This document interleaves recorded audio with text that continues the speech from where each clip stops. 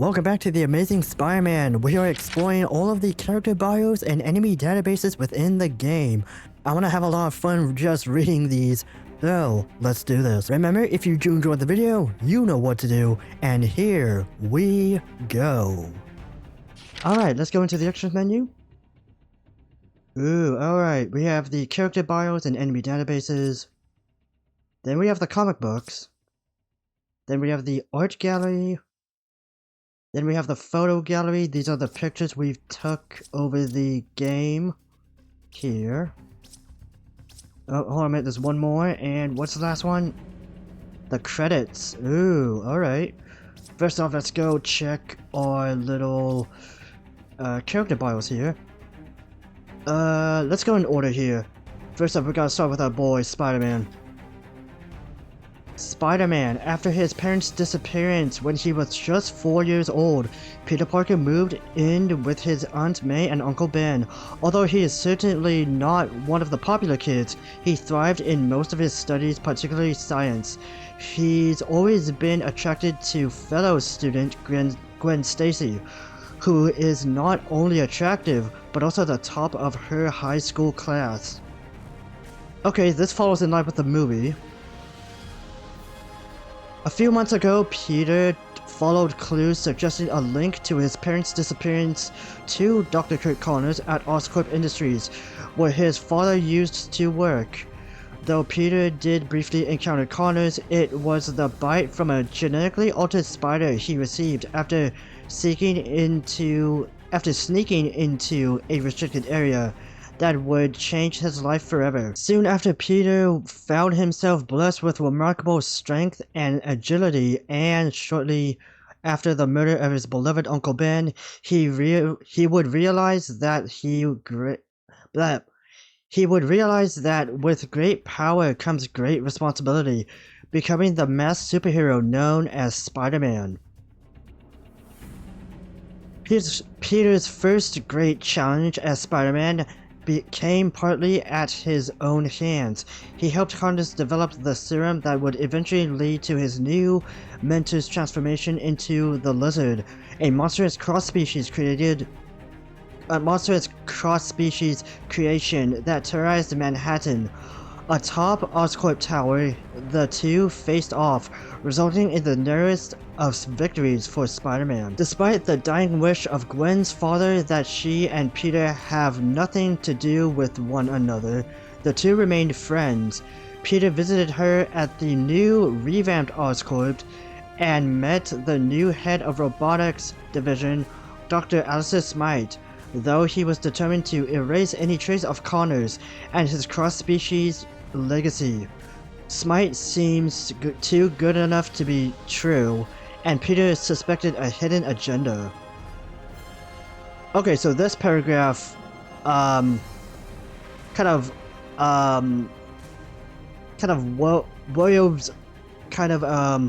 weaves itself into the game. Okay, that's cool.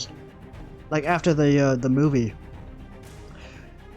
But the remaining cross-species weren't going down without a fight, as a beefy orb of besties broke out of Oscorp and infected countless people with their monstrous virus.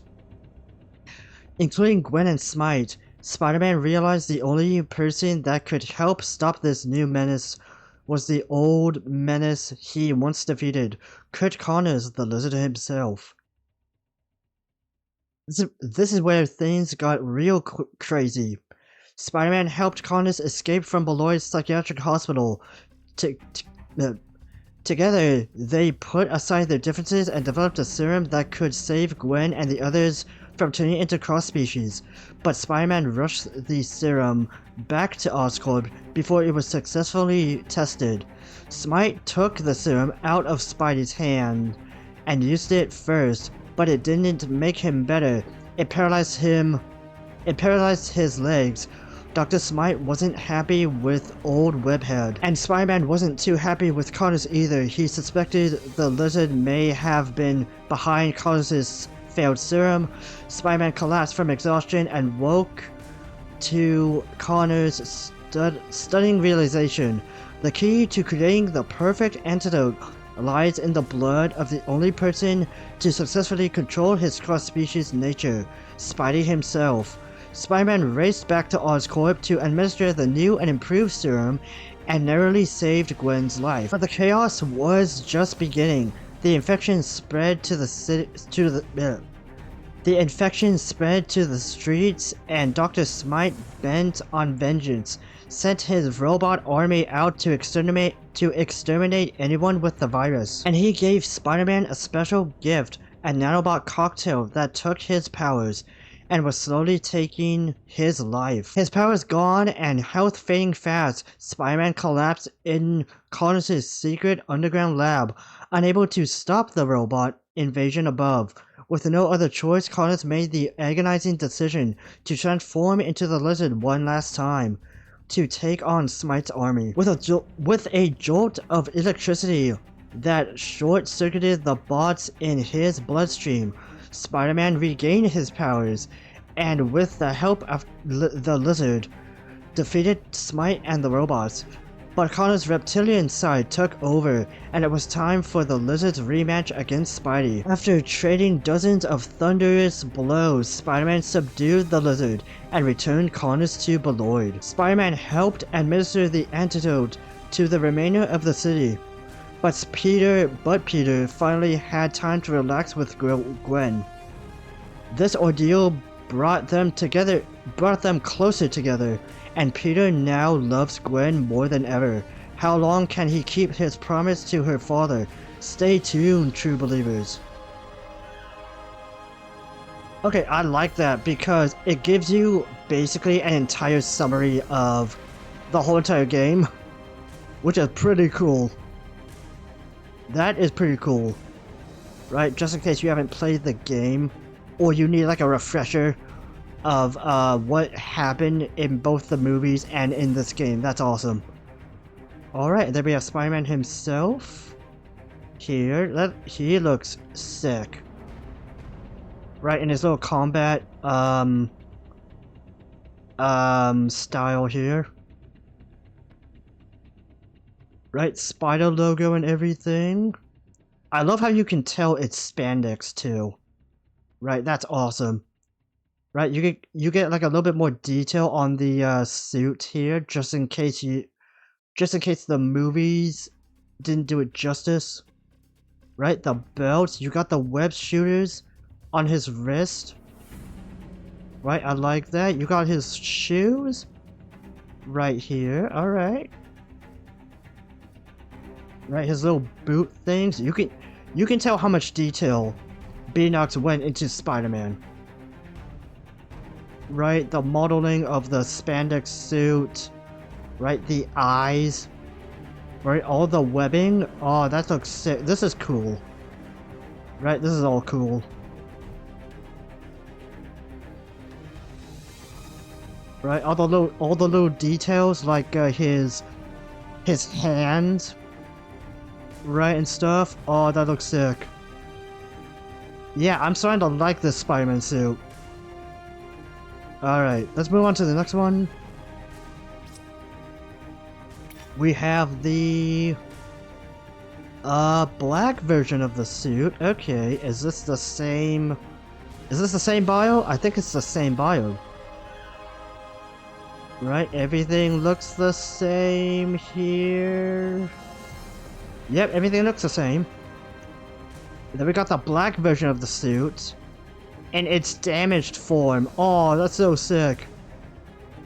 Okay, just in case you missed out on like the damaged version of the suit, you get more details on the shoes here. All right. Anything else? You still have the web shooters on his wrist.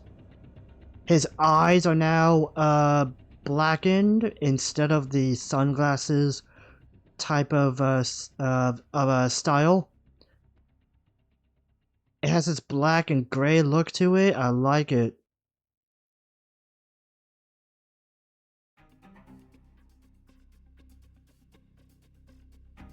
Alright, the model in all its glory right there.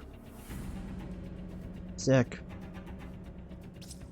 Alright, then we got the cross-species version of him.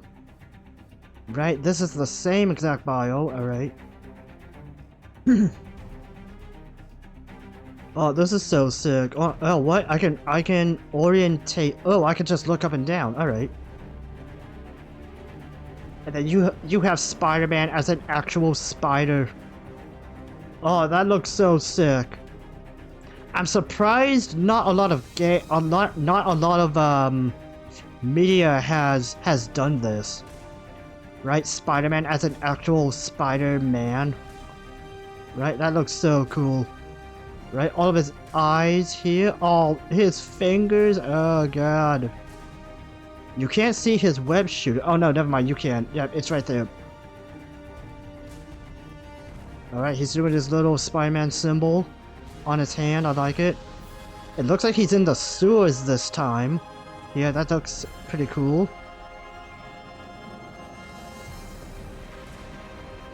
Right. Oh, it looks so nasty. I like it. Right, look at his feet. What? Yeah, it just looks like he's scared. And it's the original suit. The original Spider-Man suit. Oh man.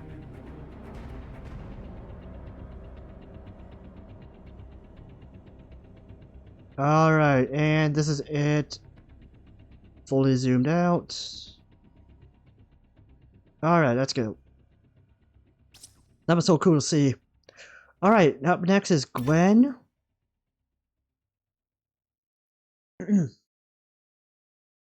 Gwen Stacy. You see a lot of things when you look at Oscorp. Gwen Stacy once told Peter in the mindset of her internship under the tutelage of Kurt Connors. At that point, the two were merely flirtatious classmates, a relationship that would turn blossom in the months to come. Just as things were getting interesting, however, the lizard incident occurred. Peter revealed to Gwen his secret identity of Spider-Man, and soon after, the lizard would take the life of her beloved father, Captain George Stacy, whose dying wish to Peter was that the two remain apart for her own protection. After the lizard's defeat and her father's death, Gwen refused to forgive Connors. Instead, she buried herself in work, moving into Oscorp's robotics division under the tutelage of the chivalrous and intelligent Dr. Alistair Smythe. Still, she suspected something was up at Oscorp and snuck Peter in one evening to help her check things out. Little did she realize that Peter's arrival would spark a riot among Oscorp's remaining cross-species specimen and her infection with the cross-species virus. Though sequestered to quarantine within Oscorp Tower, Gwen fought off her illness as best she could. She did what she could from her position to help Spider-Man save the day. Whether updating Spidey on the level of containment, hacking into computers, or reprogramming Smythe's robots to do her bidding, Gwen was on it. As the dust settled and the city was cured, Gwen remembered how much she loved the guy behind Spider-Man's mask. Okay, that's sweet. Right, again, it just weaves into the movie and the game. I love that. And it gives you a summary of what happened in the game, basically. Right, that is so cool. Alright, and then we have Gwen herself here. I think this is in the Stan's apartment. Right, your little HQ here. Alright, first off, let's zoom in. I think they mostly took inspiration from not only the actress that played her, but also the comic books as well. Right, because she has that little head bandana, and then she's got the ponytail. Right, you got the outfit here, that looks sick. Then you got, like the rest of her. Alright, then you got a bunch of lab books and notes and stuff like that. Yeah, she looks awesome. Alright, one final time. Just turning around. And there we go. Alright, there we go. Then we got Kurt Connors. Kurt Connors' own brilliance as a scientist resulted in his terrible transformation into the savage lizard. Since the beast within was subdued, he's lived a life of regret, certain nothing in his power could ever atone for the pain he caused New York City. As a prominent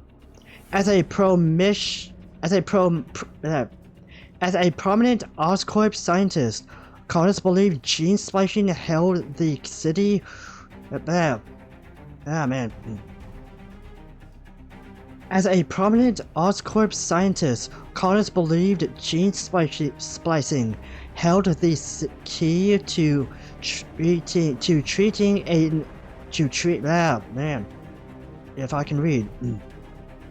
As a prominent Oscorp scientist, Connors believed gene splicing held the key to treating incurable diseases, not to mention regenerating his missing right arm. Pressured by his superiors at Oscorp, he was forced to accelerate his work and inject himself with a serum containing reptilian DNA. But the DNA didn't play nice. It took control of Connors' body and transformed him into the villainous lizard. The lizard rampaged through the city, only halted after an epic battle with Spider-Man. Connors changed back into his human self and was placed for treatment at the Beloit Psychiatric Hospital. The separation from his family and guilt over innocent deaths weighed hard on his soul. This was a man truly at odds with himself. After months at Beloit, Spider-Man appeared at the hospital with an odd proposition. Spider-Man would help Connors escape if Connors helped develop a serum to control the cross-species outbreak and save Gwen from infection. Connors agreed, sensing an opportunity for redemption, but he made Spider-Man promise not to let the dreaded lizard resurface. Spider-Man and Connors worked together to develop the serum. After their first try failed miserably, Spidey questioned Connors' true intentions. Suspicion turned into a tense confrontation, but Connors discovered a startling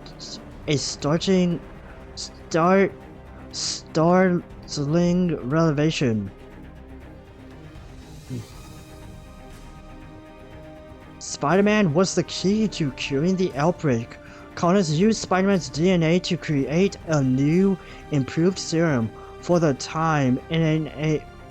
first time in a while, things were looking up for Kurt Connors, but not for long. Desperation forced him to make a terrible decision. He had no choice but to transform into the lizard one final time, and use its strength to smash Alistair Smythe's robot army. As the lizard, Connors fought as Spider-Man's teammate, but after Smythe's defeat, the lizard's reptilian brain clawed back into control. However, as a battle for the ages ensued, Spidey found the chance to inject the serum into Connors and revert him back to human form. As promised, Spider-Man returned Connors to Beloit with a newfound respect for this scientist who helped save Gwen and the people of New York. Today, Connors still wrestles with his inner demons, but his path for redemption has begun. Alright. That was sick. So just weaving both the movies and the game. And then at the end here, where his path of redemption has begun, I wonder if they're going to continue that on in the Amazing Spider-Man 2 game. Right, maybe as like a little Easter egg or something like that. Right, because in the Amazing Spider-Man 2, Electro and the Green Goblin were the villains, so I'm wondering if there's like a little Easter egg to Kurt Connors here. And then we have him in a chair, alright. Okay, first let's go spin him around. Here, there we go. Right, so this is him in human form. Right, he looks close to the actor within the movies. Right, he is missing his arm though. Alright, and then he looks naturally relaxed here. Alright, yeah, that's all to say about Connors. He still has his lab coat, that's pretty interesting. Alright, let's go continue on. Alistair Smite. Okay. Alistair Smite. Dr. Alistair Smite is a creator of cutting-edge robotics. His genius is as massive as his ego. Alistair Smite grew up as an only child in Brooklyn, New York, the son of Spencer Smite, a single father whose work always took precedence over family. Young Alistair grew up with no motherly influence as he adapted to a childhood of neglect. During his high school years, Alistair was surprised to find his father make a concerted effort to atone for his faults as a parent. Only months before dying of radiation poisoning, itself a lab incident gone awry,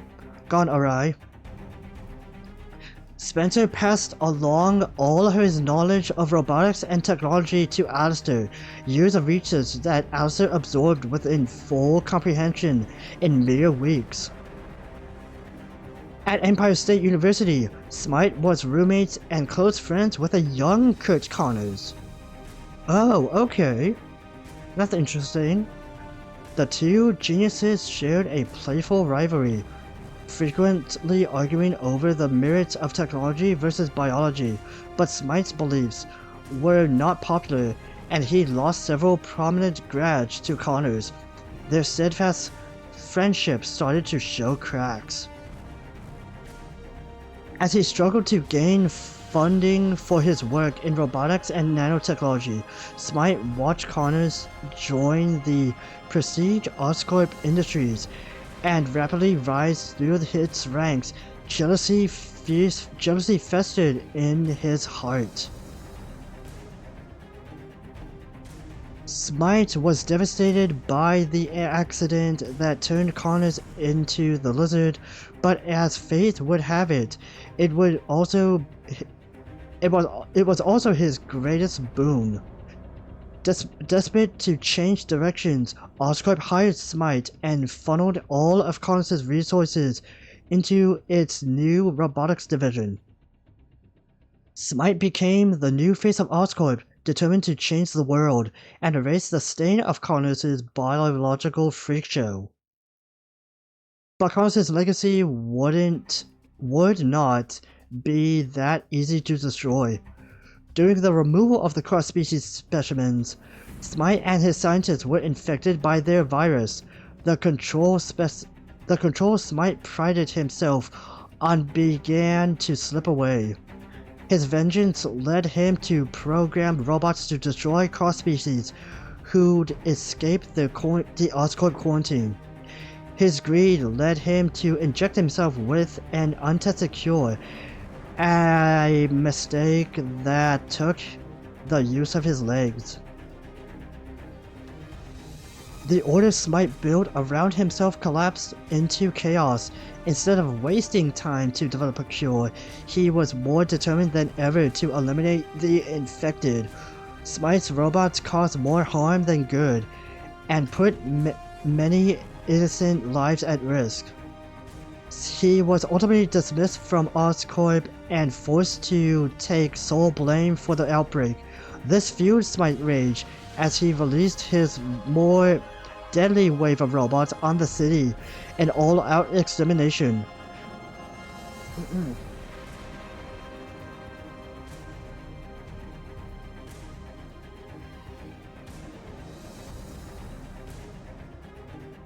Spider-Man and the Lizard formed an uneasy alliance to stop Smite and manufactured a successful cure capable of saving the city. Okay, so they must have took inspiration from the comic books, and mostly from the comic books. Yeah, that's pretty cool. Right, Alistair and Connors were roommates.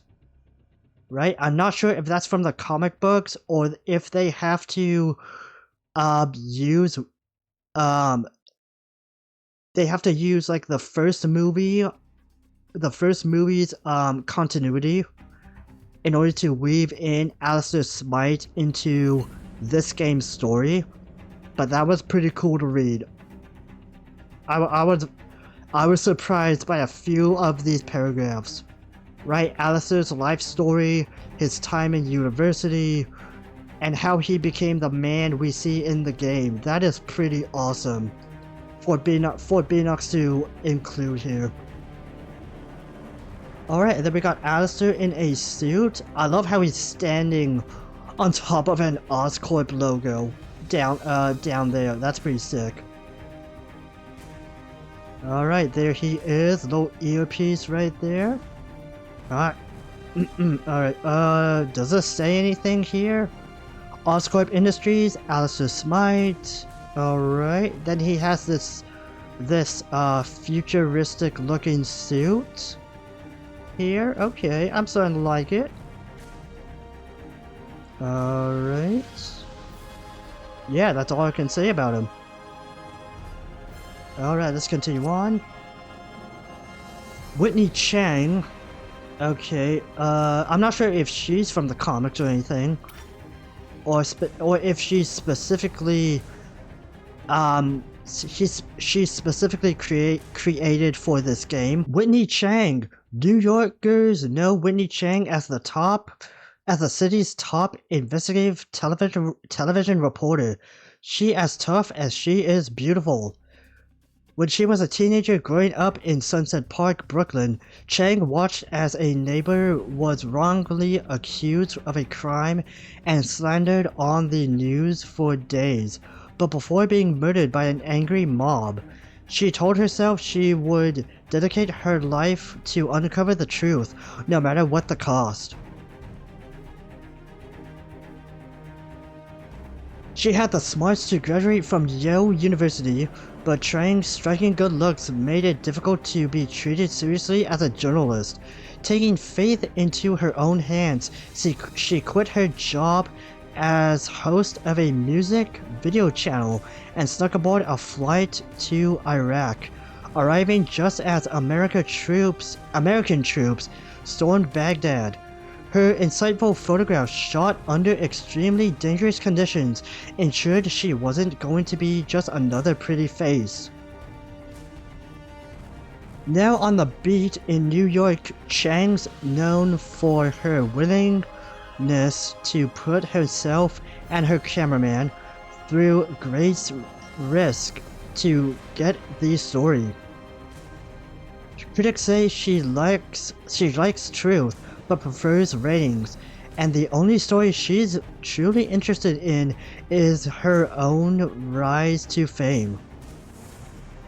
It's true that Chang can't decide if she wants to be Christine Amanpour or Oprah, but you know what? She's capable of both. Spider-Man's first encounter with Chang occurred when he saved her from being collateral damage in a fight between one of Smite's gigantic robots and the cross-species known as Iguana.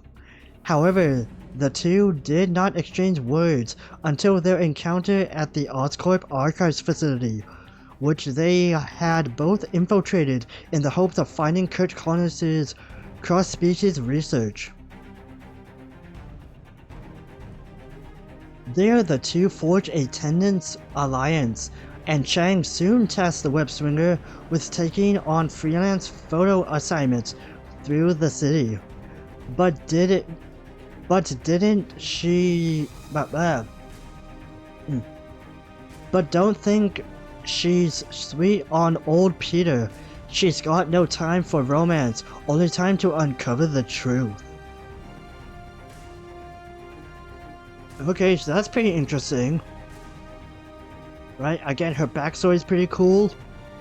How she was taken seriously as a reporter was also pretty hardcore as well. And then you got a bit of morality here with this paragraph. Right, whether or not you want to be well known for your reporting, or just a well-known public figure, right? It's kind of like a dual morality kind of thing, right? That's pretty cool for her character. And then you got this paragraph that crosses her over into the game, and I like it. I love it. All right, and then we got Whitney Chang. Alright, I'm not sure what she's standing on, but it looks sick. Alright, are there any little details? Here she's got a necklace, okay. I think this is her outfit when you first see her in that first robot battle. When you first see Iguana. Right, and yeah, she is sick. I like her.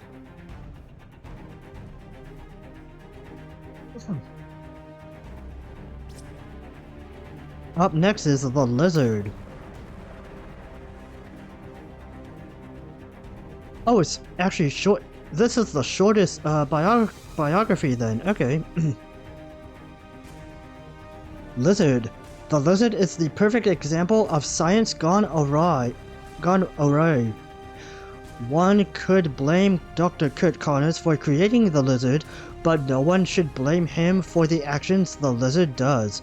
When his reptilian mind takes over, Connors loses complete control, and there only remains the savage, powerful cross-species monstrosity known as the Lizard.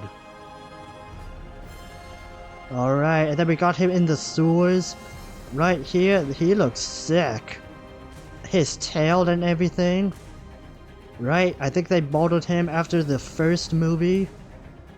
Yeah, he looks a lot more animal-like instead of like an actual lizard that you see in the comic books and stuff like that. He looks sick. Right, he looks a lot more monstrous without the lab coat on. Right, kind of symbolizing, like Kurt Connors isn't in control. Right, I like that.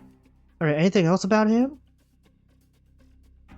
We can see his teeth and his tongue. All right. I love how you can tell it's scales too, right? All of the leather, all of like the leathery, scaly texture. Right, you got his tail. Is there anything about his tail here? Hold on a minute, I think you can see like little like black striped patterns here. Oh, that looks sick. Alright, you got his claws here. Right, extremely dangerous. Right, you got his feet too. That looks pretty sick. all the claws and stuff. Right, let's see here. Are there scars on him? Kind of. Yeah, on his back. Alright. Yeah, he looks sick. Alright, first off, let's get a view of him here. Yeah, that looks so cool. Alright, there we go.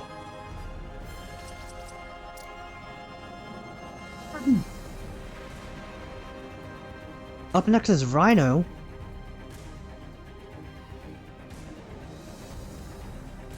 Rhino. At first glance, Rhino seems like nothing more than an angry, mindless cross-species bent on mowing over anything or anyone stupid enough to stand in his way. His mere appearance is known to scare many into agreeing with no hesitation that Alistair Smite is right, that Rhino and all cross-species are abominations that must be destroyed. Okay, I think it's talking about the first mission where you get to see him for the first time inside the Oscorp building. Yet the few who have looked into his eyes and survived have reported their surprise in sensing a degree of humanity there, almost a sadness. Okay, the like Rhino's secret identity within the comic books. Okay, I think his name's Alexei, right? Unlike all of the other cross species which were created after Kurt Connors terrorized the city as the Lizard, Rhino was a result of a pet project of Connors' direct superior, Rajit Ratha? Okay. As Connors and Peter Parker worked to develop the serum that would ultimately turn Connors into the Lizard, Ratha applied what he had learned through Connors' research into black market dealings. Okay, Rajit Ratha. I have to look that up. I'm not sure if he's from the comic books or from something else here. Without the knowledge or consent of his superiors at Oscorp, Ratha forcefully enlists the help of Dr. Michael Morbius. Oh, okay. Threatening the end of the reclusive biochemist's career if he refused to help. Morbius reluctantly complied, applying the rhinoceros DNA with which Ratha supplied him with the cross-species serum, similar in nature to Connors' own for the Lizard. Ratha's next step was to test the serum, and his underworld clients were all too happy to provide his oblivious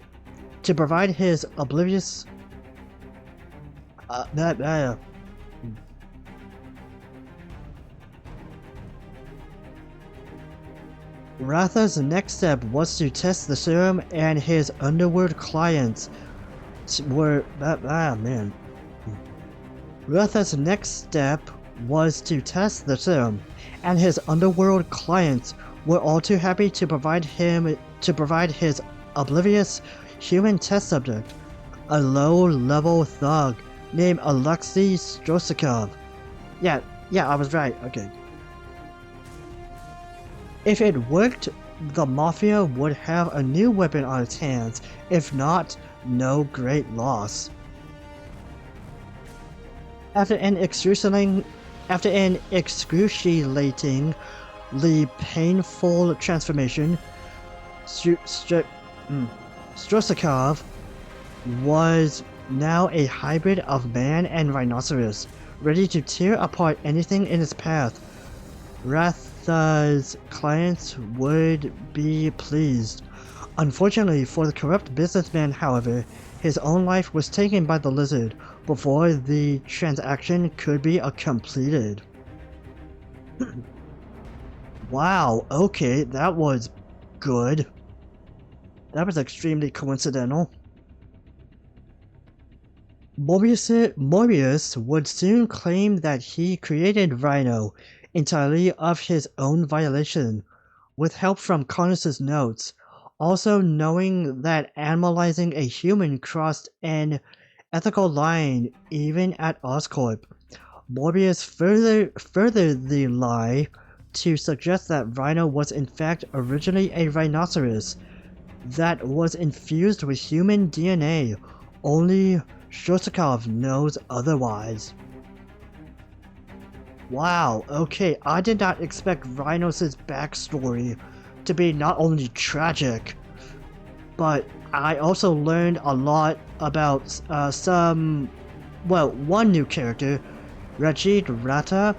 Again, I'm not sure if he's from the comic books or something like that, but I love how they created a story integrating Rhino, Rata, and Michael Morbius. That is something I did not expect for Morbius to appear in a Rhino backstory. That is just awesome to witness. Alright, and then we have this version of Rhino. This is a lot different from The Amazing Spider-Man 2, where it's just a guy in a suit, in a Rhino suit. This looks a lot better than a guy in a Rhino suit. This is amazing. Just crossing over Rhino and human DNA. Right, that looks awesome. Alright, first off, you got his horns here. That looks sick. I love how you can tell it's all leathery. It's all like leather and human skin combined. And then I think you can see like I love how you can tell like the little like handcuff things on his arms. Right, symbol. Whoa, what just happened? Just symbolizing the not only the experiment but his time at Oscorp. That looks cool. Right, his feet are rhinoceros feet. That is super funny and cool at the same time. Alright, and then let's get a little spin here of him. Alright, that looks sick. That looks cool. Then you got Scorpion. Scorpion. Of all the cross species facing off against Spider-Man, none features a more cold, menacing appearance than Scorpion, and for good reason. Normally reserving his genius towards his specialty in nuclear science, Oscorp physicist Dr. Otto Octavius dug into Kurt Connors' research as quickly as it became available to him. Not satisfied with simply infusing human DNA into a highly venomous black, fat-tailed scorpion, Octavius also threw in a touch of mysterious organic black goo of unknown origin, which Oscorp has recently retrieved from one of the company's fallen satellites in secret. Oh, that is sick. Scorpion, Doc Ock, and Venom. Oh, that is so cool. See, I love how they integrate all of these characters into one, and I love how they're building it up. Okay, anyways, the result was Scorpion, an experiment Octavius also would effectively refer to as Mac, as in my astonishing creation. He thought it was clever anyways. Incredibly agile and twice As strong as Spider-Man himself, this personification of everything Alistair Smite aims to annihilate also boosts the ability to grab prey with one hand, then cut it in half with the pincer on the other.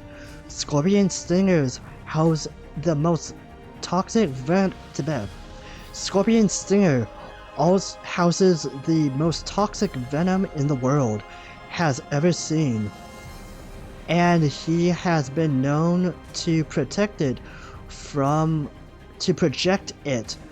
long distances as well. As if that weren't lethal enough, he's just as likely to whip victims with its tail, which itself stings freely at 90 miles per hour. Octavius was particularly pleased with one unexpected side effect of the extra element he added. He added, no other cross-species derived outside from a human test subject possesses anywhere near the intelligence of Scorpion. A quick glance of his stoic face reveals his intrusively cunning nature, which in turn has prompted Scorpion to concentrate closely on even learn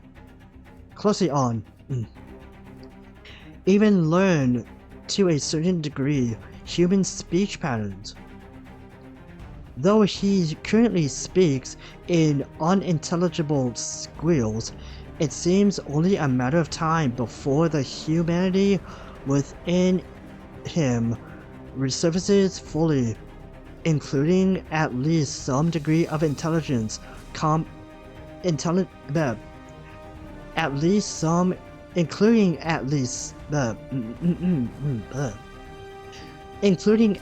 some degree of intelligence, including at least some degree of intelligent communication with likely to be soon dead humans. Okay, so Scorpion was from an actual scorpion, right? Combined with Dr. Octavius and Kurt Connors' work, and then from the Venom symbiote. That was a sick backstory. I'm not gonna lie to you about that. Alright, and then we have him here. That's the container that that was in the first mission where he broke out. First off, let's do a little panorama here. Alright, sick. Wait a minute, so is he like derived from a human though? Right, he has to be because of his human like nature, right? Yeah, and then he has like 5 fingers. Yeah, okay. First off, let's look at his tail. Wow, that looks incredible. Right, for the PS3 era, this isn't bad. Right, you can tell it's all like, not scaly, but like whatever scorpions are like made out of, an exoskeleton, right? Yeah, it is incredible what Baynox did to Scorpion. Wow. Alright, let's see here. You got his little pincher here. Right, that's gonna hurt. Then you got his legs. Wow, okay. His legs are a lot more insect-like, right? Because that's how, that's how bugs' legs are supposed to look like. Right? Is he derived from, like, the human identity of the Scorpion? Right, like, the bad guy? The human? Right, let's take a closer look at his face. Yeah, he has to be, because you need a human test subject in order for it to work. Right? I love how it has like little bug whisker things going on. Antennas, right? The back of his head looks sick. Right, whatever that's made out of. His back too looks sick. Right, his spine looks so cool. And yeah, alright, is there anything else on this container though? Yeah, biohazard container, symbols, and no, that's it. Alright, he looks so cool. Alright, then we got Felicia Hardy, aka Black Cat. Felicia Hardy is a stunning, deadly thief whose thirst for power comparable.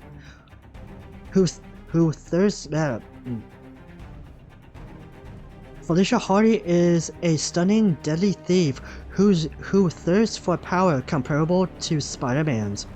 Born in Queens, New York, to a privileged and wealthy family, Felicia led the ideal life growing up as a popular cheerleader and respected athlete who still managed straight A's in all her classes. But her family had a dark secret. The Hardy fortune was a result of her father's career as a notorious cat burglar, making plenty of enemies on both sides of the law. He disappeared when Felicia graduated high school under mysterious circumstances. Determined to continue his legacy, or perhaps for other less obvious reasons, Felicia has since dedicated her life to following into her father's footsteps. Felicia trained over years until she felt she was ready to become the ultimate thief. Her obsession paid off. Before long, she'd find that her sharp wit and seductive allure gave her an edge over the competition, letting her in circles that even her father, a master thief, could never have hoped to breach.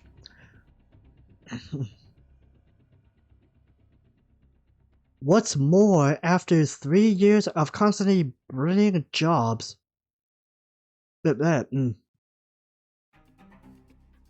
What's more, after 3 years of consistently brilliant jobs, she still managed to elude all authorities, as well as other less law-abiding figures on her tail. This streak came to an end during the ultimate stroke of bad luck, as exposure to the airborne lizard serum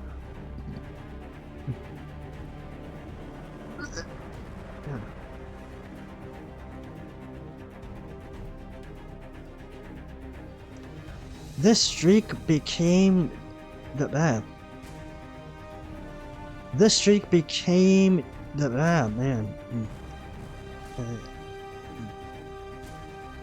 This streak came to an end during the ultimate stroke of bad luck, as exposure to the airborne lizard serum transformed Felicia and droves of other unlucky New Yorkers into reptilian drones.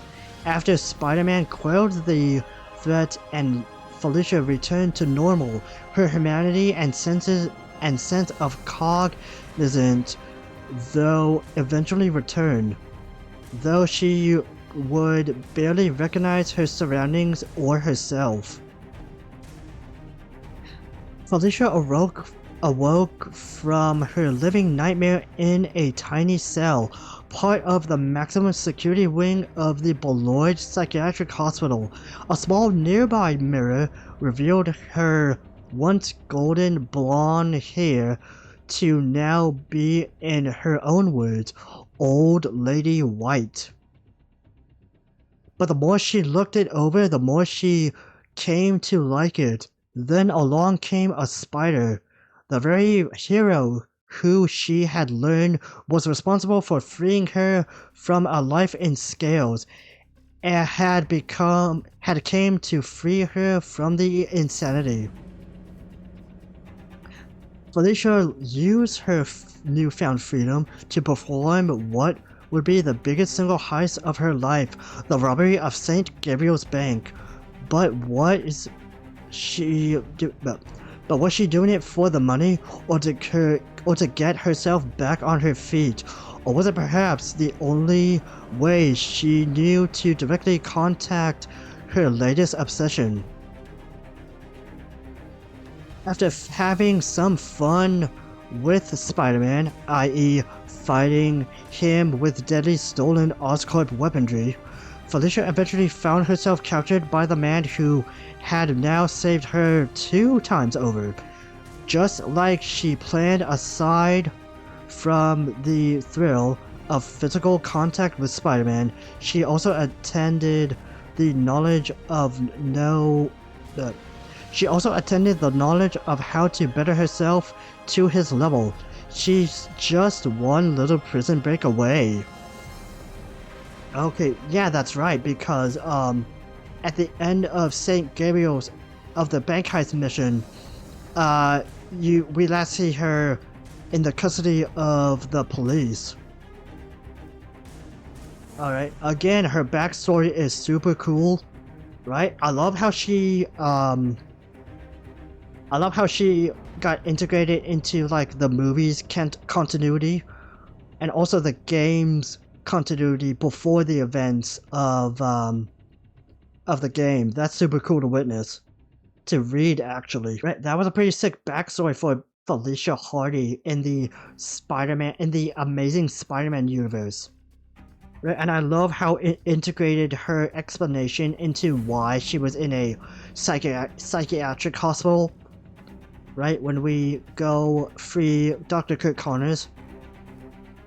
Right, and I also love I also love how long she's known Spider-Man for. Right, that was super cool to witness, to read. Alright, and then we got her. I love how she's standing on a ton of gold here.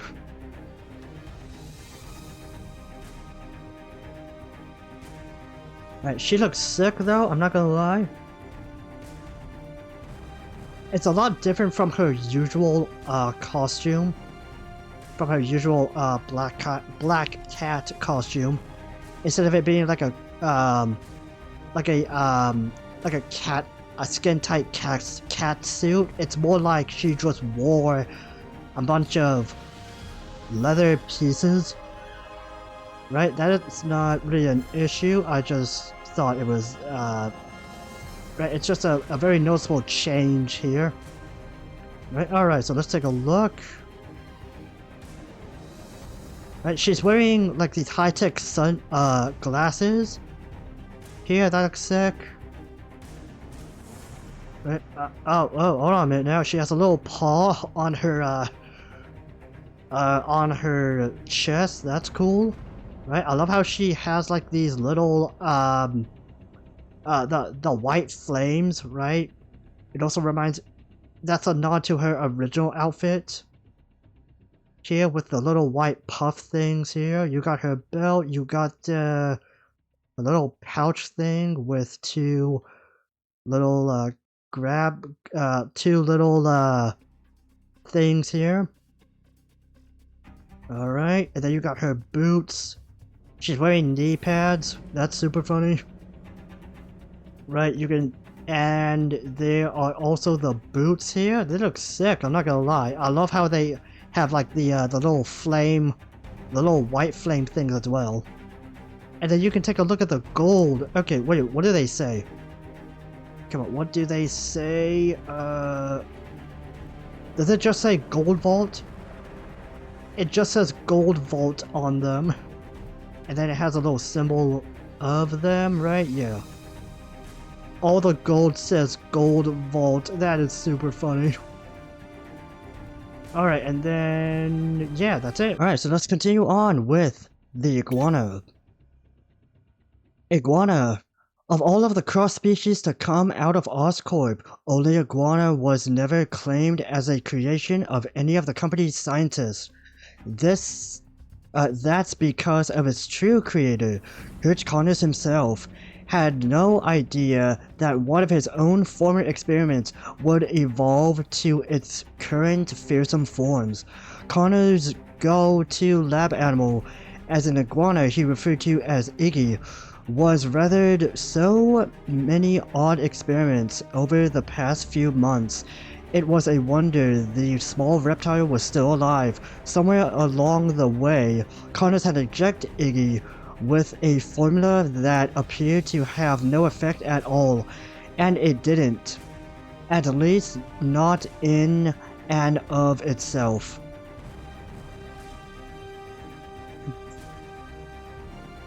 What this particular injection did manage, however, was to serve as a catalyst and slowly warped and mutated intended effects of other experimentations upon the animal for months to come. Shortly after the lizard fiasco, once Connors was definitely gone and never coming back, all of his lab experiments were temporarily set free to roam in the tank that would eventually house vermin. Then one day, Iguana revealed himself in all of his 7-foot glory. No one had even remembered placing an iguana of any size in the tank, much less one larger than most human beings. As it turns out, after gestating for months, all of the strange science going on inside Iggy's body had come to a head in the course of a couple hours, morphing him into the remarkable being terrorizing Manhattan today. Oh, okay, that's an interesting background. Right, Iggy was so, he was injected with so many, experiments that it started to pile up all over his body. And then he turned into, what we see right now. And it was Connors's, like first, it was like his first ever reptile experiment. Okay. That's cool. Let's take a look at him first. I think that's the canister that contained him. Alright, let's go take him for a spin here. Man, he has like spikes and everything. Right on top of his head and his back. Right, he has a tail. Here, that's sick. Yep, it's a reptile, so that's pretty cool. That you can tell all of the leathery skin here. Right, he has sharp teeth. Right, the eyes and the little thinger on his neck are very, very cool.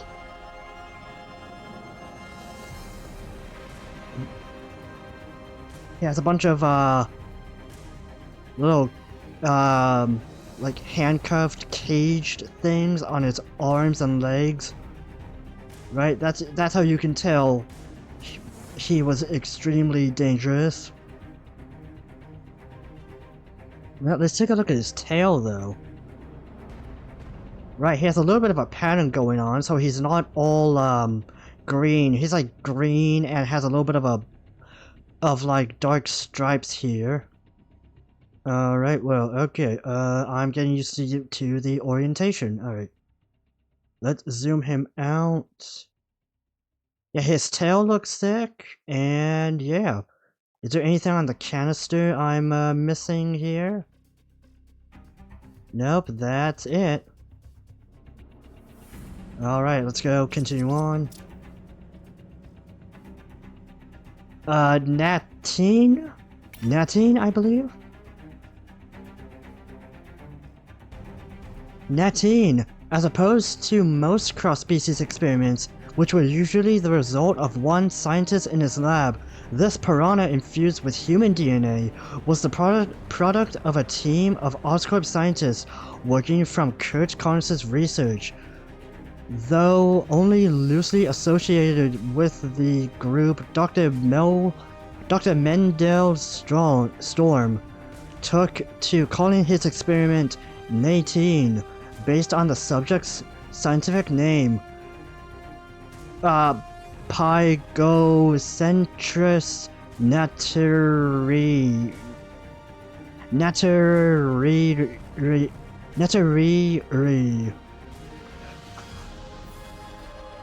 Storm's colleagues found great humor in the contrast of such a non-threatening name belonging to one of the most fiercest fish on Earth, and the moniker caught on. Beyond 18's odd name, the beast's story is about as straightforward as it gets. Not one even bothered to record the identity of the human donor, so it is impossible to observe whether or not 18 has taken on any of his father's traits. All signs point to 18's human half coming from a fighter, as he's surprisingly brutal on land, where his charge attack is second only to Rhino's. He can even follow this up with a deafening scream, capable of knocking even Spider-Man off his feet.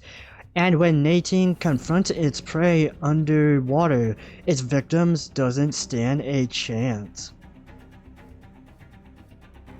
Okay, so 18 was a human, but they never recorded the name, so it's left to a mystery as to who this guy was. Man, that is such an awesome backstory, and that it gives you like it gives you like a comparison chart of like what can he do against, how powerful is he against Rhino, right? That is such a strong piranha right there. Alright, there's like two different variants. So the right is an 18, and the left is, I think, his minions that you fight in the sewers in that one boss battle. Alright, so let's take a look at them. Alright, they look pretty cool. I love how on Nadine you can see like a reflection, right? Like he just got out of the water, that kind of thing. Right, first off, let's take a look at his face here. Oh, that's horrifying. I love how you can see, like, it's glowing blue, right? Can you see gills? Yeah, you can. Okay. Man, that looks sick. Right, little fins and stuff like that. Pointy feet. Webbed feet. They have webbed feet. Okay. Yeah, because they have to go underwater, and they're based on a piranha. The color schemes look cool. Yeah, that looks sick. Oh, man. Alright, is there anything else here? Anything else I'm missing? No? I don't think any of the Beast characters have, like, tattoos or any markings or stuff like that. But yeah, this looks very, very cool. Alright. Vermin.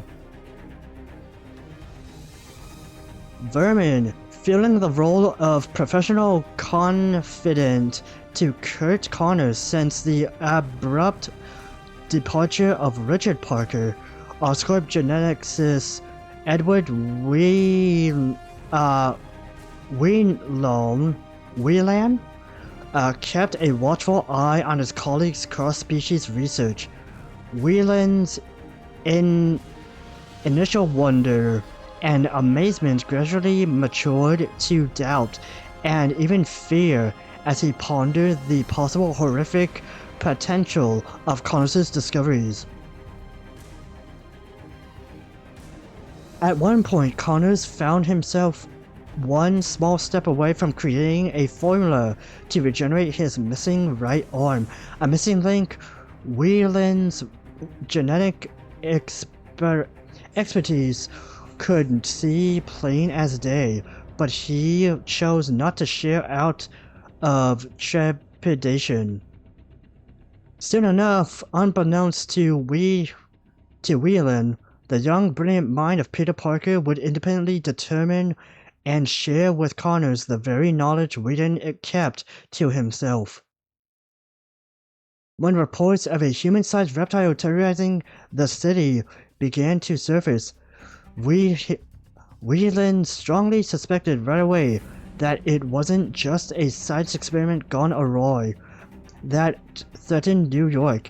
It was actually Connors himself. Knowing no one else would believe him, he applied the knowledge he had gathered from Connors' research to develop a cure to his friend's condition. Sequestered in his office for days, both out of sheer determination to cure Connors and for his own personal safety, Whelan didn't sleep for more than 90 hours, choosing not to rest until he had produced that what he believed to be an antidote, which itself included the DNA of the only human around himself. Wanting to know for sure that the antidote was safe to organic beings, Whelan injected it into a lab rat, then collapsed in his office out of short exhaustion. Sadly, pure mental fatigue caused Whelan's calculations and measurements to be off, way off. As Whelan slept the deepest sleep in his life, the injected lab rat began to grow in size. Within an hour, it was the size of a human, even adopting a newly instinctive bipedal mode of locomotion, and it was hungry. Nearby, the humanoid rat took a bite out of the closest food available. Edward Whelan. Ow! Screamed Whelan, now very much awake and in the great pain. You vermin! The ruckus summoned Oscorp security, who subdued the beast and quarantined it. It was in the hospital and as his body began to change that Whelan discovered his greatest error. Fur surfaced from his paws, claws emerged from his fingers. He was becoming a rat-like monstrosity himself, as his brain faded to mush. Shortly before his instincts led him to a new home in the sewers, he recognized his mistakes. I didn't create an antidote. I created a virus. Ooh. Oh, that is super interesting. So Vermin is Dr. Connis's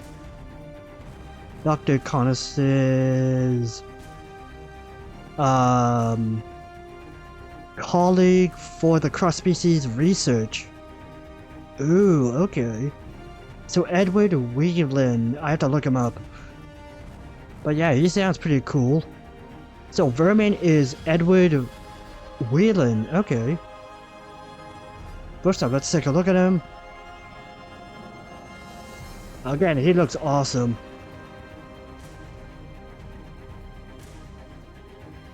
Yeah, he looks super cool. All of the rats just surrounding him. Right, that is just super cool and a little disturbing. But he is like the rat king here. Let's take a closer look at him. Yeah, I love how you can tell it's still a human, right? Based on like the facial structure and like the little goatee he has. Right, anything else? What about his tail? Well, it's a long tail. His claws and his feet look nice. Alright, his fur looks sick though on the back. He has little rat ears and little glowing rat eyes that look sick. Yeah, you can tell he's a human because he has a human nose. He has a human nose, yeah. Man, he looks so cool.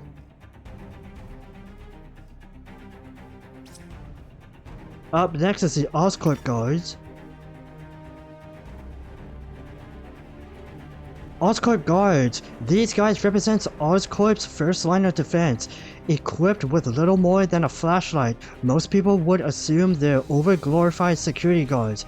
But they'd be wrong. Oscorp hires the best of their security detail, and these guards can prove to anyone that they can hold their own. Oh, and then you got the different variants. Oh, okay. Oscorp sergeants. The sergeants could eat normal guards for breakfast, and all sergeants are equipped with a standard issue Oscorp security assault rifle that comes with a mounted laser sight. This firepower makes them one of the more dangerous components of Oscorp security. Oscorp containment guards. When Oscorp needs to shut down a riot fast, they send in these guys. Their huge riot shields repel any attack from the front, and their electrified batons make short work of any resistance. These guys will make anyone think twice about starting any trouble. Oscorp colonels. Colonels are the military muscle for Oscorp security and are armed to the teeth. These brutes set up to the front lines, wielding a massive Gatling gun that declimates anything in their path. They're heavily armored and equipped with a grenade specifically designed to neutralize any nearby cross-species.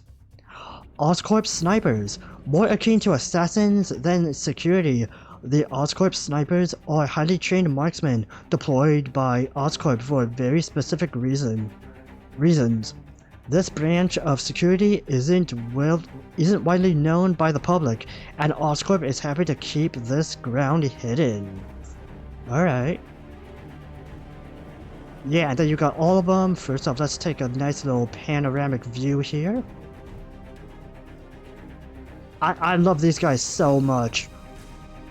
Right, they were an awesome, like, they were awesome thugs too. Just listening into the conversations and stuff like that. Right, they look so nice. Alright, let's see here. So right here is the normal security guard. Right, pretty standard with the gas mask and them punching things. That looks sick.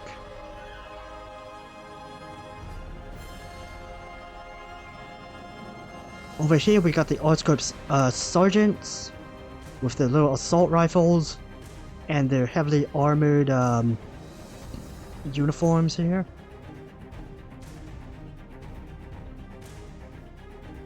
I love how all of their masks I love how some of them have like the green mask going on here, reminiscent of the Green Goblin.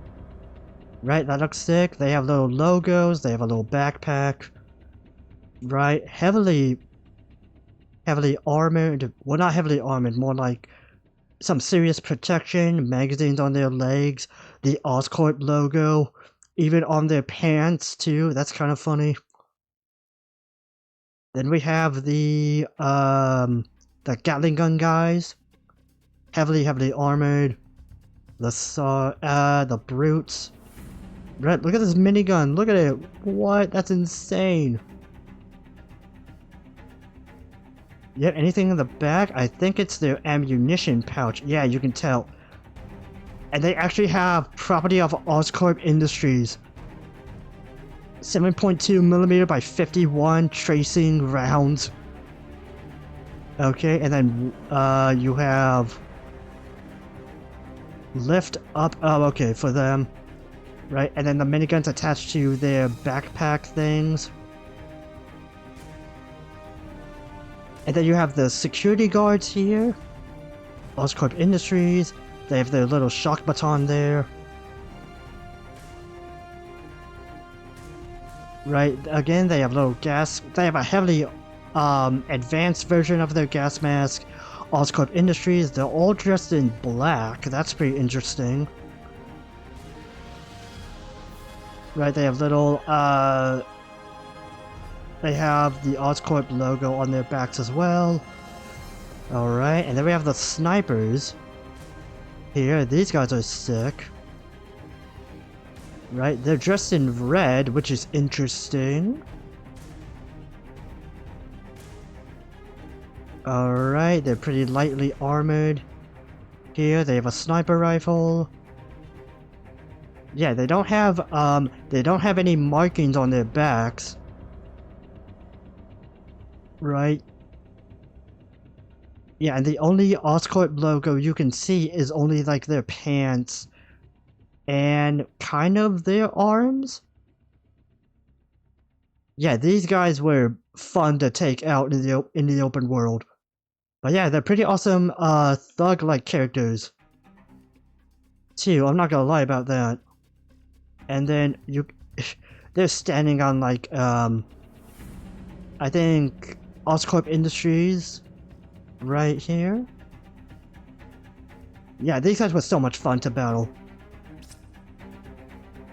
The infected, infected strikers. Poor souls in the later stages of the infection. Their physical forms have been twisted by the cross-species virus. These strikers are more beast than man, with animalistic rage, enhanced eyesight, and increased strength.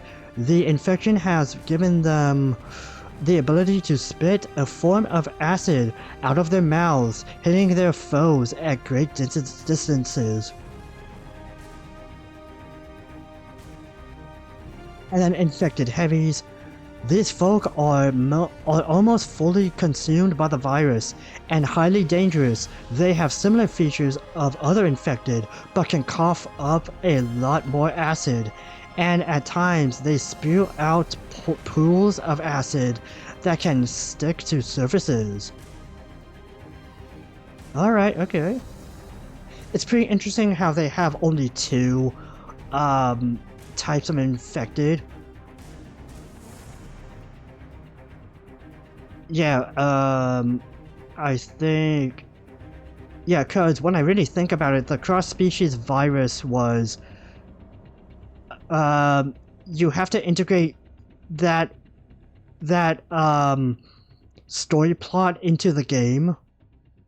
And these guys were a lot of fun to deal with. But yeah, they were pretty cool to battle. Right, so first off, let's take a good look at them. Alright, they look sick. Yeah, so on the left you have the strikers, the lightly armed, the more easier to take out bad guys, the infected. Then on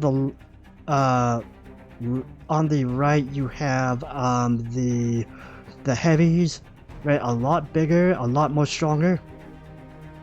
First off, what do they look like? Ooh. Alright, you can see like a human barely turning into the infected. Right? One half is human, the other half is just all scales and stuff like that. Yeah, even their hands are changing. Ew. Alright, their legs are changing too. Ah man, poor guy. And they're starting to lose hair right there. Ah man. Then you have the heavies right here. Alright. Oh, they're turning into like more lizard people, right? Yeah, okay. That's something I didn't notice. Alright. Yeah, you can tell all the skin is like leathery and scaly. Oh man. Yep, clothes are tethered apart. Ah man. Alright, they were pretty awesome to fight.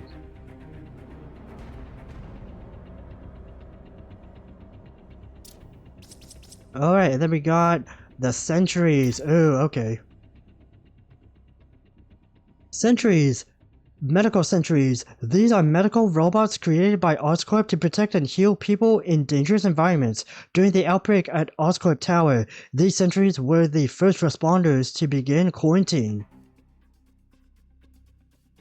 Combat sentries. If the medical sentries are here to help, the combat sentries are here to kill. These little guys are mini war machines that use lasers at long range and have force fields to protect them at close combat. At close range, sorry. Advanced combat sentries. These are the instant. These are the blah. These are blah blah blah. Advanced combat sentries. These are the insane kamikaze versions of the combat sentries. The sentries will attempt to attach themselves to their target, then electrocutes their prey to death. If the target remains alive, they'll self-destruct to take it out. Yeah, these guys were pretty cool to battle as well. So first off, this is the medical sentry right here. First off, let's take a view of them here. Alright, they're looking good, they're looking good, they're looking good. Alright, but anyways, yeah, these are the medical sentries right here.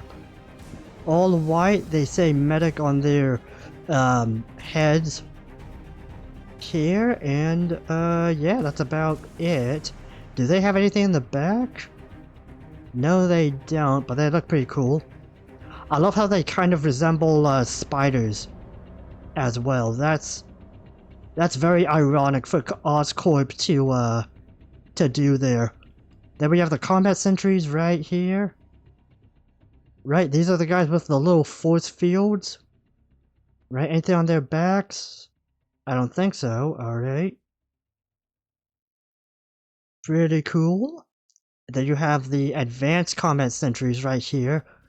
All black and red, they look sick. Nothing on their backs as well. But yeah, you gotta watch out for these guys. Yeah, these were the most dangerous robots to fight. Most dangerous sentries to fight. And then we got the thugs. Thugs. Street thugs. Gang members, muggers, punks, no matter what borough they're from, they're all just common street thugs. The lower tier guys can't even afford broken bottles. They use their fists to fight. Street slashers. Slashers are skilled with knives and aren't afraid to cut anything that stands in their way. They'll slice and dice in close quarters and throw their blades at targets that are far away. Mercenaries, roving bands of ex-military thugs taking advantage of a city in unrest. Their weapons are top-of-the-line black market, and their moral compasses are completely out of whack. Urban Commandos. These commandos are heavily armored and virtually indestructible from any basic attack. Gatling Commandos. Using military tech to deck out their arsenal, these commandos are the fiercest of the thugs found in Manhattan. Alright, let's take a look at all of them here. You have the normal thug with the punk with only his fists. Right here, he looks pretty sick. Oh, they all wear masks. Okay, that's something I didn't realize. Alright, they all look sick though. Ah, man.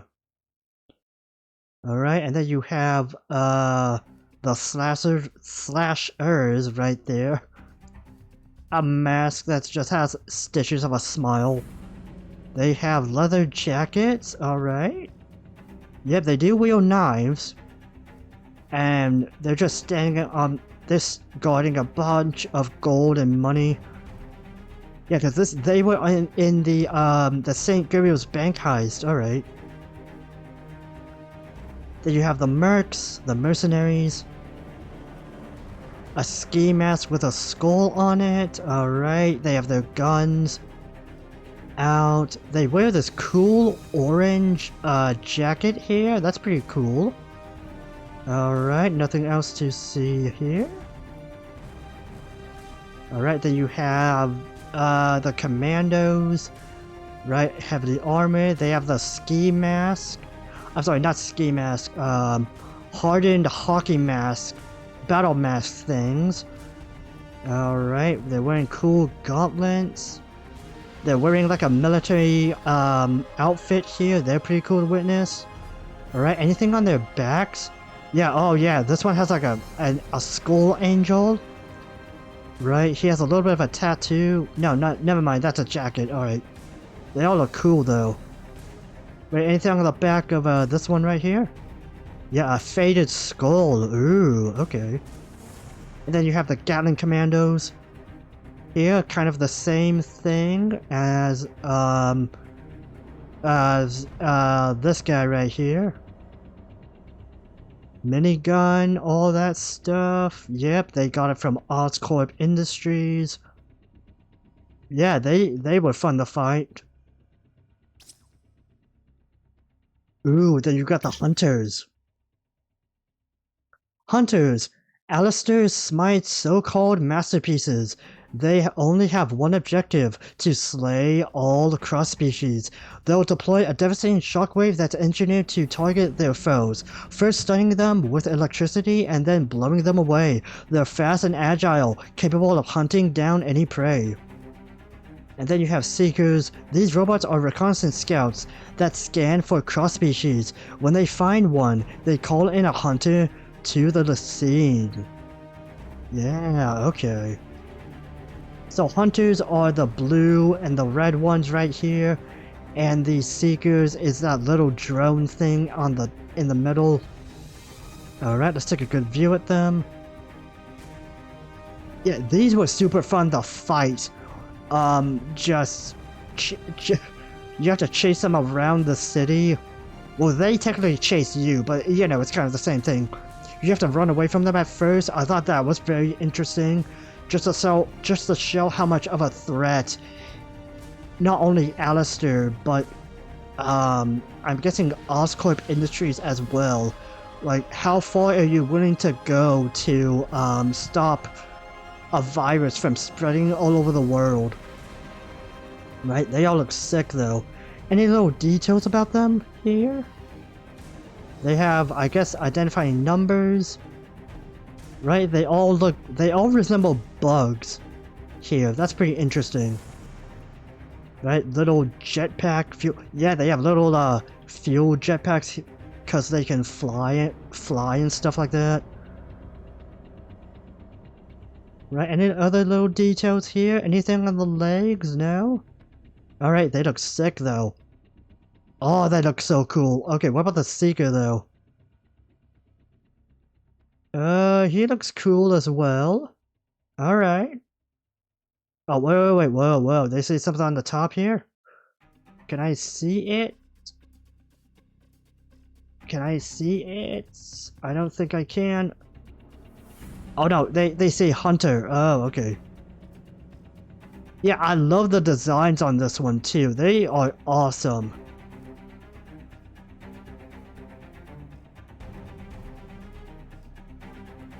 Yeah, they look sick.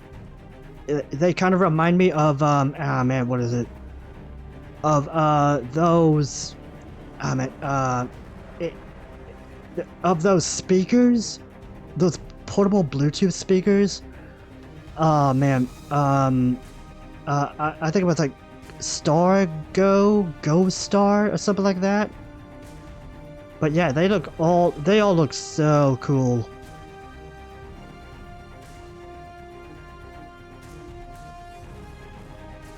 Yeah, those are the hunters. Ooh, and then we get into the more advanced robots here. The SO-1. SO-1! A massive robot designed to contain the virus at a citywide level. The SO-1 is the first siege until constructed by Oscorp's robotics lab, and its arsenal is large enough to level Belgium. Lasers locked on the specific targets and fire at light speed. Force fields contain enemies, and homing missiles eliminate multiple threats at the same time. Yeah, this is one of the first boss battles you get in the game. This thing was so fun to fight as well. Yep, you got the eyes. Oh man, alright. You have to web up its legs, right? And then battle like its eyes. You have to battle the back and everything. Yeah, this thing was so cool to fight. It also goes to show you how far Beanox was willing to make this game just super awesome for a movie tie-in game. Right? Beanox will go far and beyond for their movie tie-in games. I love it. But yeah, this thing was super awesome to fight. Alright, anything else I'm missing here? It has a nice little paint job of just gray and this like dimmed yellow here. I like that.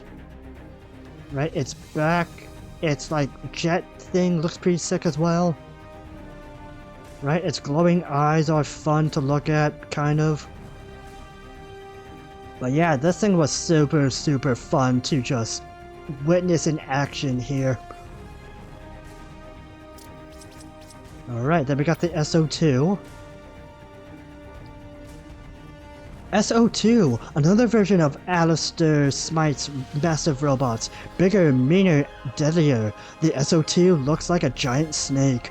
Initially designed by Oscorp to collect all cross-species in a more efficient way than the SO1, the SO2 was reprogrammed with one purpose: slay Spider-Man.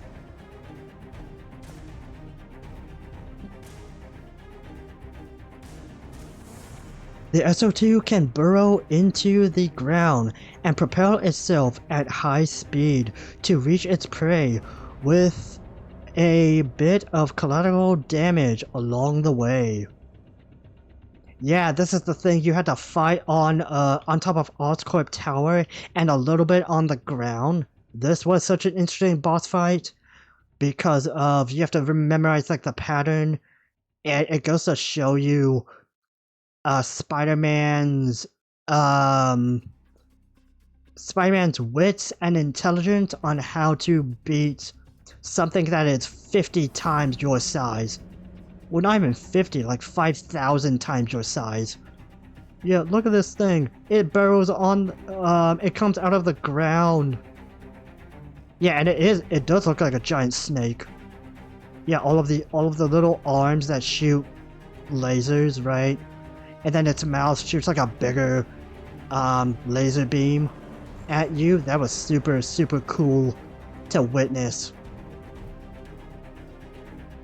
Man, this game makes me realize how much of an underappreciated villain Alistair Smite and his robots are. I wish like the MCU or even another like another anime TV show uses Alistair Smite in like a more mainstream way, right? Anyway, really. And then we got the SO3. The SO3. In the mind of Alistair Smite, the other S-bots were just dry runs. The SO3 was designed to devastate, and it has the largest arsenal of any robot found in Smite's army. It has been specifically modified to dispense the nanobot poison throughout Manhattan, thus securing in his mind Smite's faith as the hero of the city. Yeah, so Alistair Smite's delusional way of saving the city, basically. Yeah, look at this thing. This thing has cannons on its front. It looks like a big, I don't even know what you call this, it's like a turtle with a scorpion tail? Yeah, look at this thing. Oh man, this is so cool.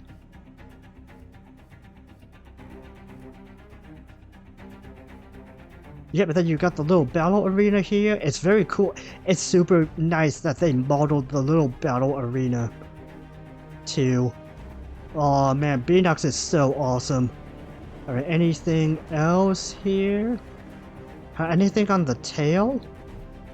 Oh, there's a little cannon on the tail. Alright. Alright, anything else here? Huh? You have the little Oscorp hexagons, hexagons, polygons right there. Right, can you take a look at its face? Oh yeah, you can take a look at its face. Man, this thing looks so cool as well. And then you have a 4K thing? Huh, okay, I wonder what that's about here. But yeah, this thing was super cool to witness in action, and it's cool, and what's even cooler is that you can see the little boss battle arena right there. Oh, this thing looks super sick. Wait, let's take a panoramic, let's take a view of it here. Yeah, alright, that looks so cool. And then we have the XO1. The XO-01. Since he lost the use of his legs, Alistair Smythe directed all Oscorp funds into a more personal line of research, human augmentation. This prototype exoskeleton features a vibranium alloy shell, providing Smythe with enhanced agility and fighting power. The unit also holds booster rockets for a short-range flight, powered by a fusion generator located in its back. Oh, that's so cool. They referenced vibranium. So that would mean a version of Wakanda exists within the Amazing Spider-Man universe. If you count the games as, like, you know, canon, or if it's in its own separate little universe. But yeah, I'm loving, like, the references within the bios. Yeah, it deeply expands, like, the lore here. Alright, so first off, let's take a view of him here. He looks sick as well. Alistair in the XO1 little battlesuit he created. Yeah, you can see the infection he has here. Ah man, he's not looking too good. Let's see here. You have the armed cannons here that you had to web up. I love how you can see, like, you can tell, like, where his legs have been stored. Right, that's super funny. He has, like, an Iron Man heart thing going on right there. Right, that looks pretty awesome. So it answers the question, what's powering up the entire suit, basically. Right, his legs look like little insects legs right there. That's pretty interesting. Right, it kind of gives you, like, a hint as to what kind of cross-species animal he would have become. Right, similar to, like, Scorpion with the legs here. That's pretty sick. But yeah, he was a tough boss. He was a tough final boss, which I like, because Alistair Smythe is basically the villain of this Spider-Man game, and you gotta do him justice. And I think Beanox gave him justice here. Man, he looks so cool. Alright, but let's continue on with my boy, Stan Lee.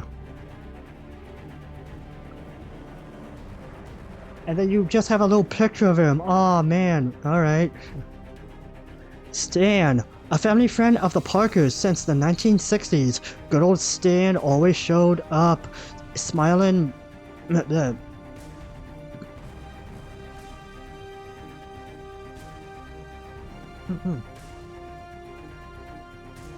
Alright, let me start it all over. Stan, a family friend of the Parkers since the 1960s. Good old Stan always shows up smiling. Popular for his amazing storytelling, Stan has even been known to have original works of fiction published on occasions, while also somehow managing to appear briefly in numerous Hollywood productions. He owns the apartment currently housing Peter Parker, and if anything should happen to it under Peter's watch, well, enough said. Oh, that's so cool. They reference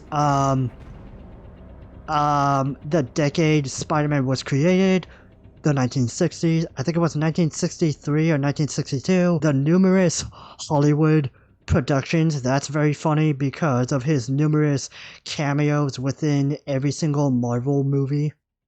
Marvel production, not just live action, but also animation as well. I think in the 90s with the X-Men, the original X-Men series, and the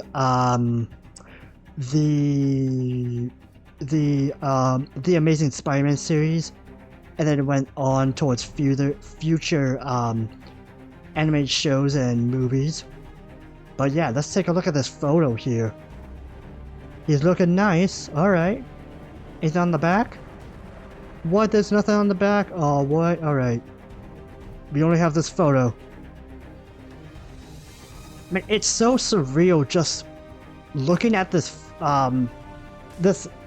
image, this 3D model now since he sadly passed away. Ah, man.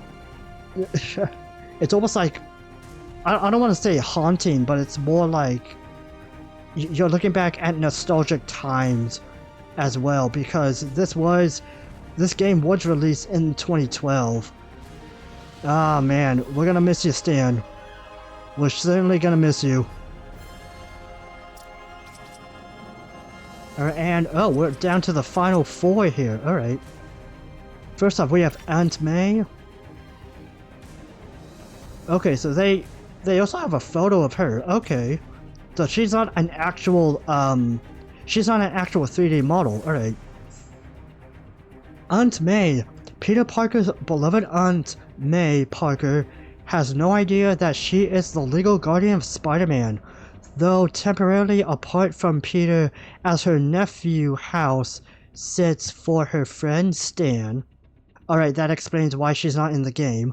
She delights in keeping tabs on what he's up to via email. She's just learned how to use emoticons, perhaps a little too well, and is proud of him for taking such good care of himself alone in the big city.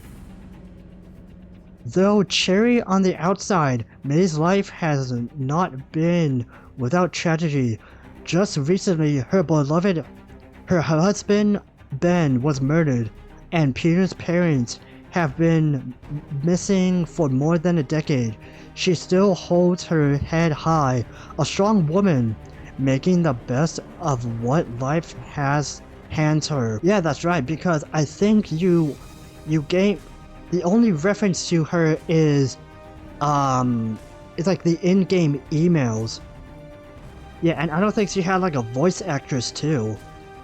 So nobody voiced her, but it's a cool inclusion that she is in the game, and it's just super cool reading this bio, knowing that she deeply cares for not only Peter Parker, but Peter and Stan are basically the only family members and friends that she has.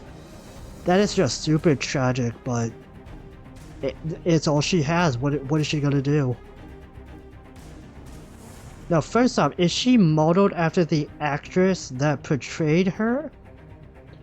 The actress that portrayed her, I'm not too sure, but yeah, she looks pretty sick. Though in her little portrait framed photo here. Alright, nothing on the back too. Alright. But yeah, it's a cool inclusion they have Aunt May. And then up next we have Michael Morbius.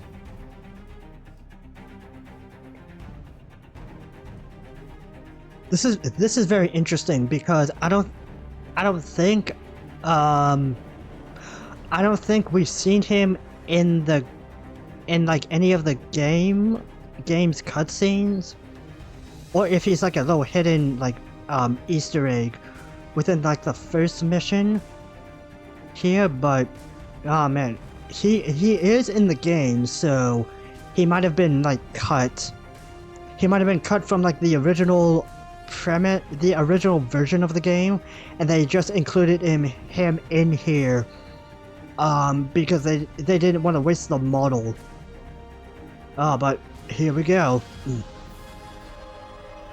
Michael Mobius, one of Oscorp's most publicly celebrated scientists. Michael Mobius won the Nobel Prize 3 years ago for an outstanding achievement in biochemistry. In the time since, however, Mobius has grown more and more reclusive, avoiding human contact as much as possible and chosen to work only at night. This practice, combined with his recent penchant for experimenting on bats, has prompted his colleagues to refer to him as the living vampire if they only knew the truth. In actuality, Mobius is dying of a rare disorder that slowly dissolves his blood cells. Under the guise of developing a new wonder drug for Oscorp, he secretly works on a cure for his own debilitative condition. Whereas Curt Connors was convinced the key to reversing his own condition could be found within reptiles, Mobius feels just as strongly that distilled fluids from bats would hold the key to eliminating his own disease. Shortly before the lizard incident, Mobius' work was put on hold, knowing his own work to be a few steps behind that of Connors. Mobius accepted a chance to see Connors' work when the opportunity was presented by Rajit Ratha, their direct supervisor.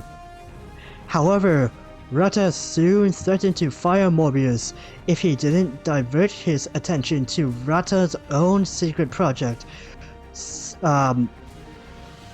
stymiering Mobius's work with bats for weeks. Now, months later, and with no more threats to be had from Ratha, Mobius' research carries on. He believes he may have even created a serum capable of curing his condition. He needs only try it. Ooh, alright. So he wasn't in this game. I'm wondering if in the Amazing Spider-Man 2 game, we get to see him. We actually get to see him in action. I'm actually wondering about that. Right? That sounds like a cliffhanger waiting to happen. And it's very interesting, like Curt Connors and Mobius both have the same goals, but they wanted to try different methods, right? Curt Connors using reptiles and Mobius using bats. Right? That's a very interesting contrast between the two. But yeah, let's take a look at him. So this is what he looks like. All right. First off, a little spinny view here. Alright, he looks sick, the lab coat and all that stuff. Alright, any other little facial features here? Yeah, he looks very, very cool, I'm not gonna lie.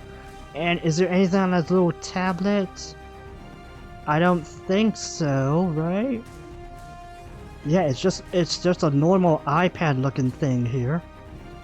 Right, he has little gloves on, and yeah, that's basically it about him. Alright, let's continue on. Henry Harper. Oh, this is the this is the district attorney that you have to save in one of the little side missions. Okay. Henry Harper, after actively prosecuting some of the city's biggest individual criminals for years, Manhattan District Attorney Henry Harper recently focused his efforts against the wrongdoings of local industrial giant Quest Aerospace. Quest Aerospace? I have to look them up.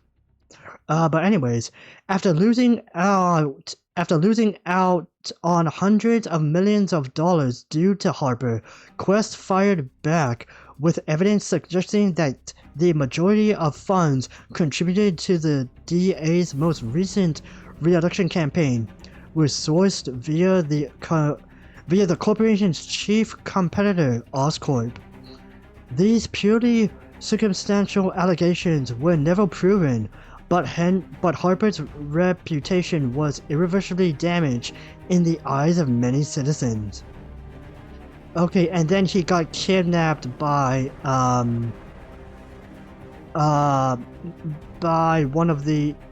think it was Iguana, yeah. Iguana doing the side mission, and here we are now. Alright, first up, let's take a little spinny spin at him. Right, he looks cool. Yeah, he looks a little business casual here. Right, this is what he looks like. Right, pretty cool indeed. Right, he has this nice little trench coat thing looking. Look through him. He has a nice little scarf here. Yep, and that's basically it. I don't think that he is in any of the comic books or any other media. He is specifically designed for this game, which is cool. Alright, and then we have the final one here. Mendel Storm. I have to look him up, but Mendel Storm. Mendel Storm is one of the few Oscorp scientists to have a personal relationship with Norman Osborn. Ooh, okay, the first time we get Norman Osborn named in this game, in this universe, alright? To what degree, he'll never tell anyone, but some suspect him of actually being a spy of sorts for the man in charge. What? Okay. Though officially identified as an Oscorp chemist, Storm has developed a reputation for getting his hands on projects extending beyond his area of expertise. A practice that has only furthered some colleagues' suspicions relating to his true intentions. Lately, Storm has taken a particular interest in Aster Smythe's work in robotics, while also contributing to the team of scientists that created the cross-species known as Nati, a name he coined himself. Despite his possible ulterior motives in the eyes of some, Storm proves quite likable and easy to talk to in the eyes of most of his colleagues. No one can refuse the extra effort he puts forth to mentor and educate Oscorp's young interns, such as Gwen Stacy. As one of the Oscorp employees infected with the cross-species virus, Storm suffered in quarantine with the other victims. Everyone, including Gwen, was horrified to see him attacked and carried off by robots created by Smythe. They all presume him dead, but a body has yet to be found. Ooh, okay. Oh, was he like the guy that, in one of the mission cutscenes, you see him being dragged off by one of the robots in that quarantine room? Oh, okay, that was him, alright. Okay, so he is alive, but then he has like a mysterious past. He has a mysterious past. Okay. So he's not chameleon then. Alright. Yeah, I have to look him up, but he sounds super interesting based on that bio. Alright, and let's take a good look at him right here. Alright, he's looking good. Alright, let's see here. What does he look like up close? Alright, he doesn't look that bad. Anything on his notes here? Oh no, it's just a bunch of little scribbles and stuff like that. Anything on the back? Nope. Alright. He wears blue gloves. Alright. Alright, he seems like a very interesting guy. And yeah, these are all the character bios here. I love how all of them have like references to more characters within Spider-Man's Rogues Gallery and within the Marvel Universe, at least in the Amazing Spider-Man universe. Right, you got referenced Dr. Octopus, you got a little bit of Wakanda right here. Beanox did an amazing job just writing the backstories of each and every one of these characters, right? Even the one-off one specifically for this game, like Whitney Chang or even Henry Harper, right? I would have never guessed any of their backstories or how the cross-species virus kind of was included within all of their backstories. Right, but yeah, they were pretty fun to read. It makes you it just makes you like wonder, like, oh, I wish we can see like Felicia Hardy's Black Cat have like this like a cat lizard hybrid thing going on here. That would have been cool to see, right? And I love the backstories for like all of the boss battles that you had, right? Natine and Vermin were pretty cool to read. Iguana was super cool to read as well, right? And then you have the last 5 down here, right? They were pretty fun to read. But yeah, they were super fun to read. Alright everybody, I hope you guys do enjoy me reading the character bios and enemy databases within the game. I had a lot of fun just learning more about Beanox's version of these characters, and I hope to see them again when we get to the Amazing Spider-Man 2. However, we're not done yet, as in the next episode, we are going to explore all of the artwork for the game, and I'm very excited to see what that's about. So remember, if you do enjoy the video, you know what to do, and I will see you all in the next episode.